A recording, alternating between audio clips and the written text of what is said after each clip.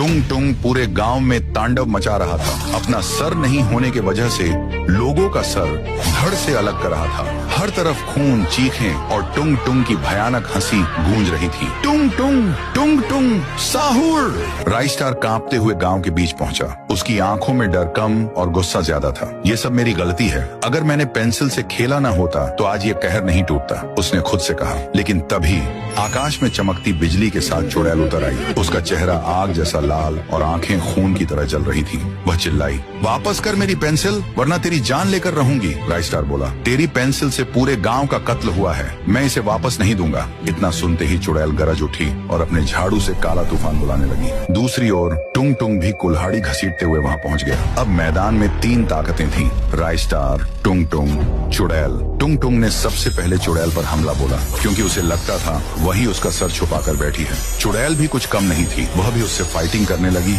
राइस्टार ने मौके का फायदा उठाया और पेपर काट के पेंसिल से एक आग का गोला बना दिया। अगले ही पल सचमुच आग का गोला उठकर टुंग टुंग से टकराया, मगर टुंग टुंग थमा नहीं। उसका सिर नहीं था, इसलिए दर्द उसे महसूस ही नहीं होता था। राइस्टार ने कांपते हाथों से पेंसिल उठाई और जल्दी जल्दी एक डरावना टुंग टुंग का चेहरा कागज पर बनाया।